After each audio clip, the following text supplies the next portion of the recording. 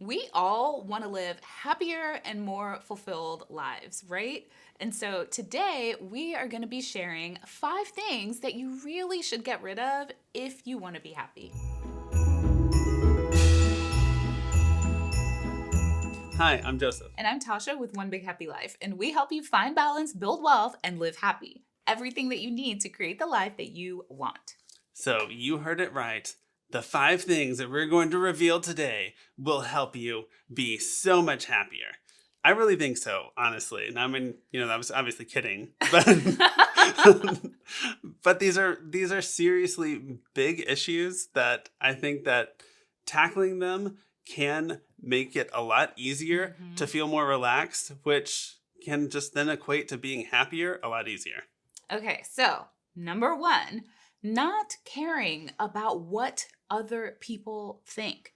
Like, I think we hear it so often, people saying, well, I don't want to do this thing, or I'm afraid to do this because I'm so worried about what other people are going to think of me. And one of the things I always say is at the end of the day, those people don't have to live with the decisions that you make in your life, right? So the danger with trying to live your life according to what other people think is that you won't actually be living your life. You'll be living their life, right? Because they're making the decisions for you. And so that's a recipe for not actually being happy.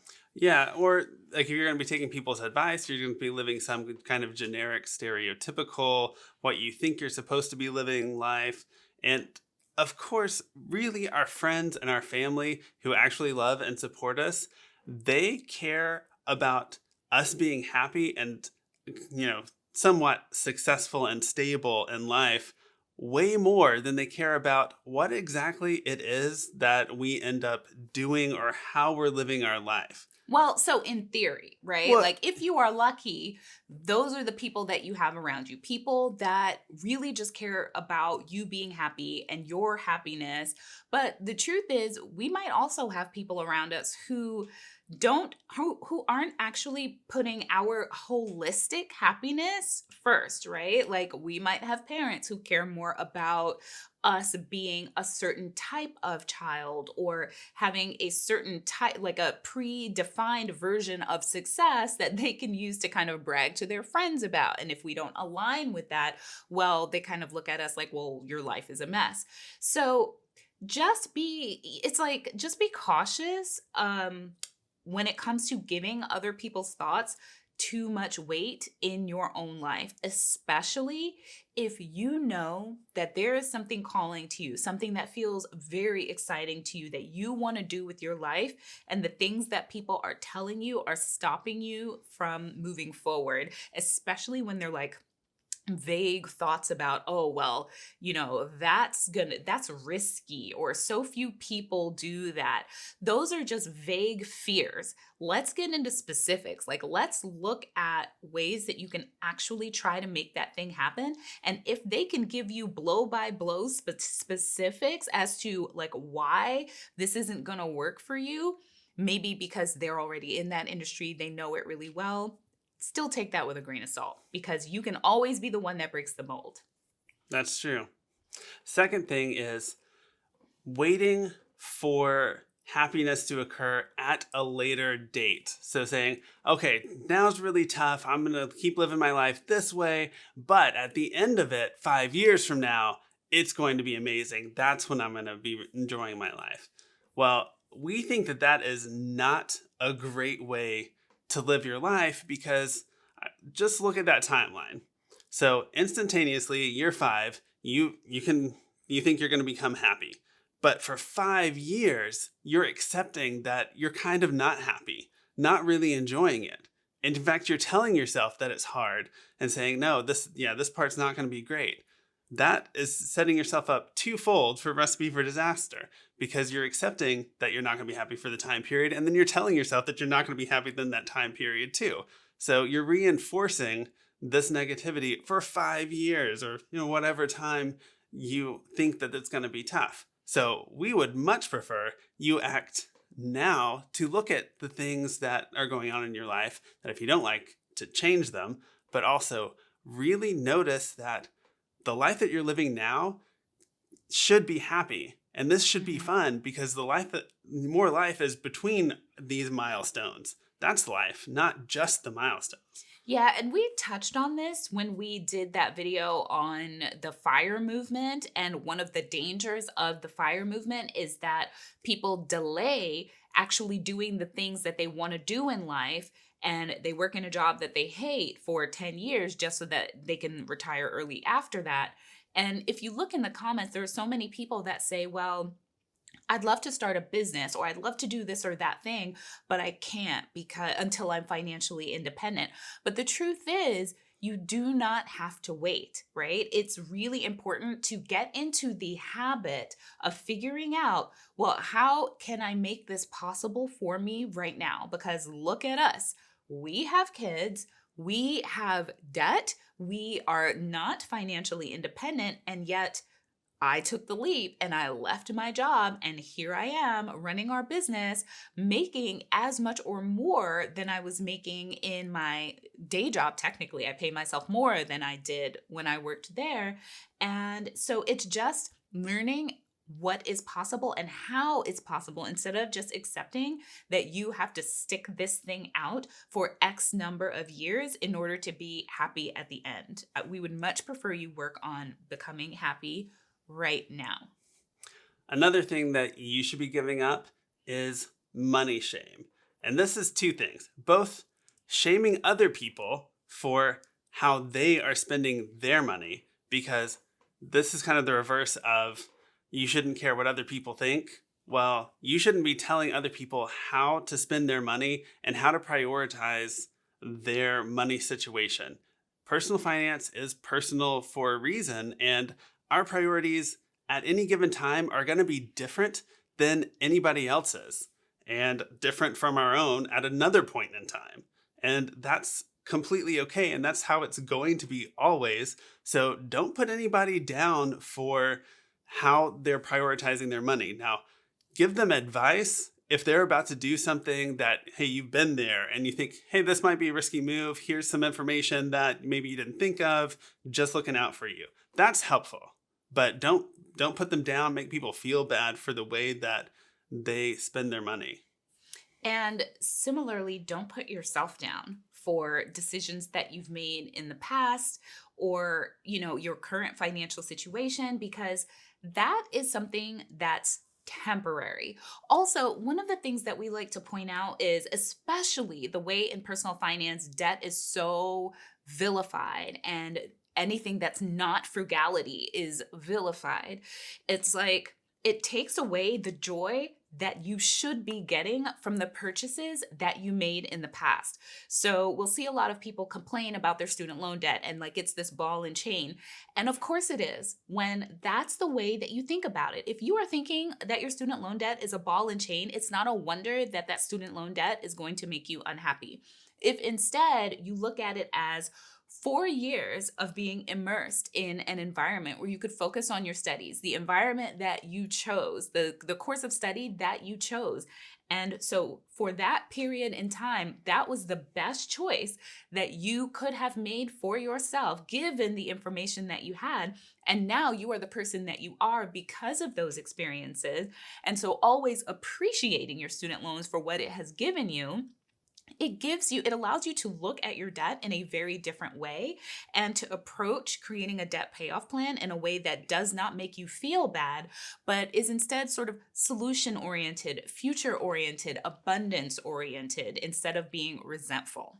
Now, of course, you might be thinking to yourself, well, that's easier said than done. And it's true, but what's important is the repetition of driving that home whenever you start to think negatively about the financial position that you're in, whether it's student loans or whatever. If you start to look at, well, I did experience all these things, look where I am now. It takes time, but as you get in the habit of thinking positively, and not just positively, but realistically about your financial situation and how you got there, you're much more likely to then have a better outlook and remember things correctly in the future. Yeah, which makes me think of something that we weren't originally going to talk about, but I think it's something that's really important, which is this idea that you have to be in a rush to get to the destination. So basically, not letting life run its natural course and feeling like you're behind. Allowing that feeling to bog down your life will make you feel unhappy. And I understand that it's really hard not to do that when you're looking in the media and you're seeing, oh, so and so, retired at 29, and, so and so is only 35 and is financially independent and paid off all their debt. You're not behind. You don't need to rush your life journey, right? Your life, you are exactly where you need to be in this moment, and you are exactly on the path that you need to be on. Just follow your own path, because everyone's life looks different. And so if there are things that you want to change about your life, definitely feel empowered to do that. But don't let the idea that someone else has already hit some milestones, or that you're in your 30s and you feel like you need to make a career change. And so you're starting to feel bad about yourself because so-and-so is already the VP of marketing at whatever company. Don't let that get to you, okay? Let your life unfold the way it's just naturally unfolding. Don't rush it, and enjoy the journey. So as you're giving up things, add this to the list. The idea that life is going to be perfect. Life will never be perfect, and that is perfectly okay. And you know what? A lot of people, this one was a really important one for us, because a lot of people think that our lives are perfect. And it's always so shocking to me when I hear people say, oh my gosh, but your life seems so perfect. They're not perfect. We get into arguments. Reeves throws temper tantrums. We have family drama. There are times when financial upheaval happens and we sit there and we're looking at each other like, oh, come on. Like with Reeves' school, would we have preferred to keep Reeves in a lower cost school? Yes. But given that school turned out to be not the right fit, are we now going to look for a school that's a better fit, even though it means that it's going to cost us more? Also, yes. We just have to roll with it. So life happens to everyone. No one has a perfect life. Yeah, really, it's the thing that changes from life over time and from person to person is really there are going to be kind of these sticking points or friction points of things that cause stress or worry, and things that you were like, well, I don't really enjoy this aspect of my life. And everybody's going to have that. Not everybody really, really loves to go grocery shopping every weekend or, every week. But we've all got to do it. And so, like, if you could change one thing, some people are going to say, well, I would change that grocery shopping because change that and then my life's perfect. But, there's always going to be stuff like that. It varies depending on how you're living, where you're living. And there are just too many variables, but everybody's going to have those things that they're like, it's okay. Everything else is so good. I'll deal with this thing. Yeah. So to have a perfect life, that doesn't mean that nothing goes wrong. It means that you have the kind of life that the friction points, you can deal with that, right? That feels good to you. And you accept the fact that, yes, your life won't be easy ever, right? There's always going to be some bumps, some things you have to deal with, some unexpected things. But so just redefine your definition of perfect from away from easy and more towards, having a good balance and mix that feels good to you. Yeah, like being successful is conquering whatever those things are, living life without feeling too stressed. That is a great life. So then the last thing that we want you to give up, and by the way, this list is not comprehensive, right? We're just laying out a couple things that we would love for you to start thinking on, watch this video a couple of times, and really think about how you can apply these concepts in your own life. But so the last thing we want you to give up is fear of failure, because there are so many of you out there. I know that there are things that you want to do in your life. You want to move to a different state, a different city, a different country. You want to change jobs. You want to change careers. You want to start a business.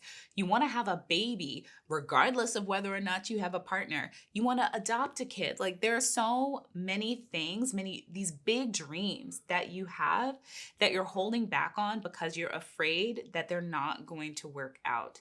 And I just want to encourage you not to let fear of failure stop you from going after your big dreams in life. Realistically, there are so few things that you can't really come back from. And starting businesses, moving, those kinds of things, you can come back from it even if it doesn't work out. Tons of people want to start businesses, and then they're successful. Some don't work out, and they keep doing it.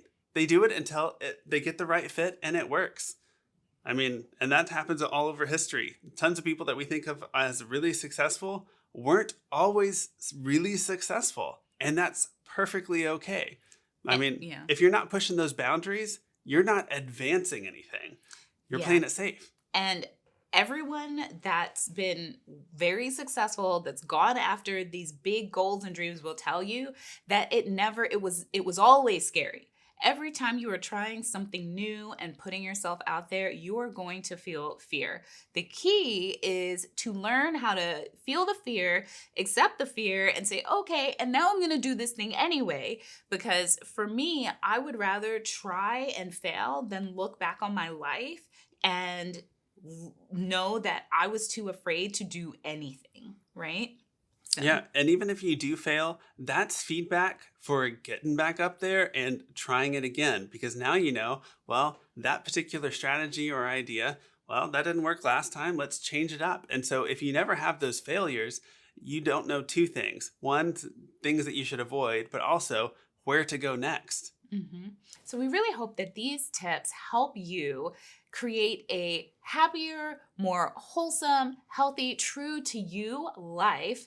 And if you want to go further, then we really would love for you to join our Rock Your 2020 challenge. That's all about creating financial goals that will help you create the life that you want. So you can join us over at onebighappylife.com/rock2020. The free challenge starts in January. See you guys next time. Bye. We'll be chilling and having a good time.